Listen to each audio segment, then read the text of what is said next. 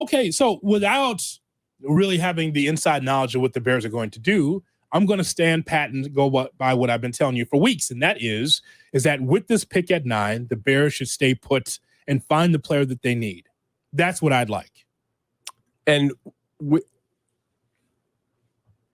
how do I want to say this? I understand where you're coming from, and I'm cool with if that happens. I don't know the phone calls Ryan's getting. Mm-hmm. If you told me the Jets are at 13, if the Jets went, we have got to get that guy. Yeah. Okay, we'll give you next year's number 1. I'm not saying they would. I'm just saying if that was offered to me, I can't tell you I'm locked in. They got to get this guy at 9. I would love to have 3 first-round picks next year, the Panthers, the Bears, and whoever else in a trade. Yes. I don't know if that's feasible. I don't know if that's going to be offered.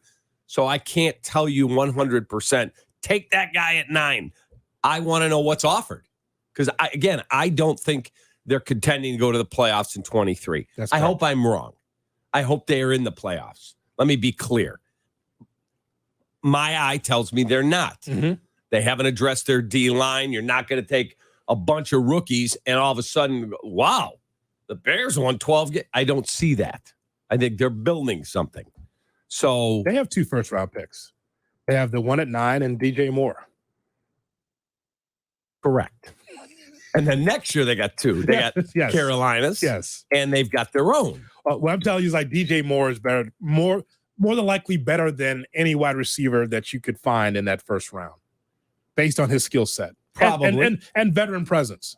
Certainly. And he's supposed to be a great teammate. Like he checks all the boxes. Yeah, that's what I mean.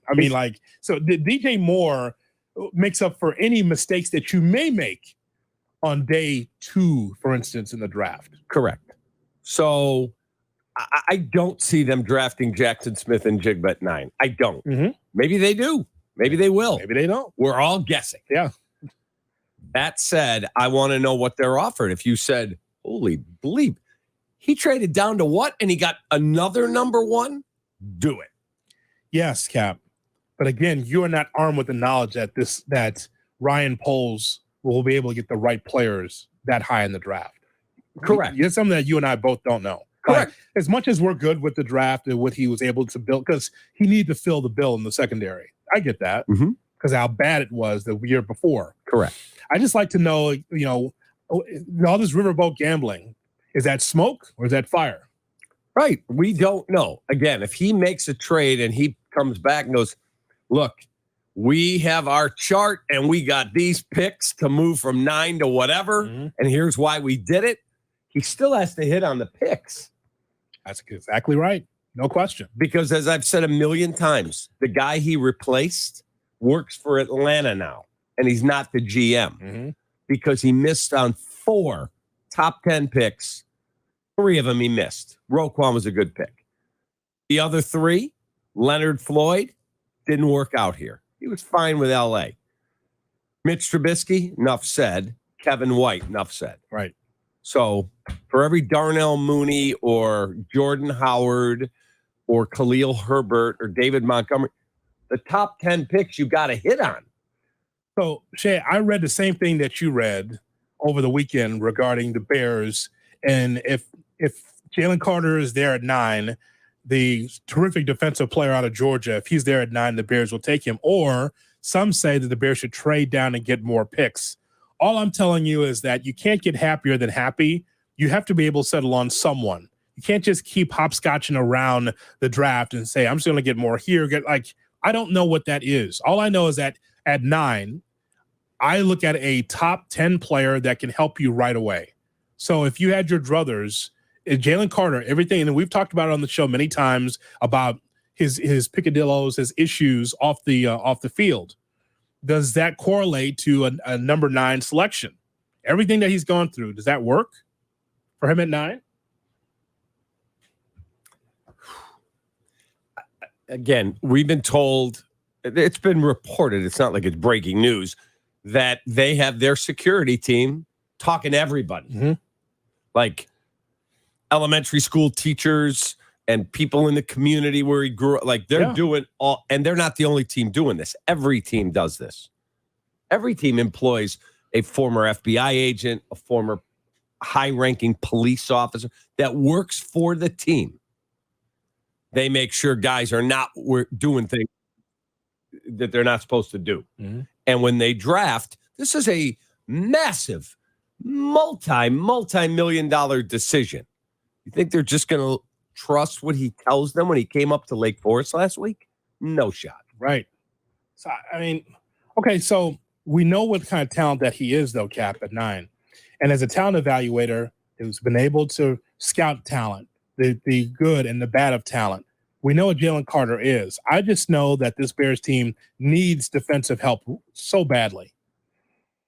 So do you hold your nose and take him, or do you say, I can't deal with the smoke. I've got to be able to get someone else because I've got a young, impressionable locker room I've got to protect. Did they have one guy, leave Justin to the side? Okay. Did they have one other guy that holds everyone accountable and is a building block leader in that room? I don't see not one that I know of. No, maybe it's Brisker. There's some talk Brisker might be that guy. Yeah. But I don't see an Olin Kreutz, a Peanut Tillman, a Brian Urlacher, those types. I don't see that in there. I think a veteran player and someone has actually done something does matter. That holds weight in the locker room. That's why Nolan Smith is there yesterday and today. Mm-hmm. He's that guy. Is it Cody Whitehair? I don't know the answer to that question. Can Tremaine Edwards be that guy? Or Tremaine Edmonds? I don't know. Yeah. That's like Hood. The reports I kept reading too were, and we saw last week, I brought this up, that Poles maybe is eyeing the middle of the first round between, or the middle of the first 2 rounds between 20 and 45 as being the sweet spot. We heard that from David Tepper. That's what the Panthers were looking at. Yeah. If that's the case, like the things I was reading yesterday were, if Jalen Carter's there at 9, we're taking him. If he's not, we're moving out.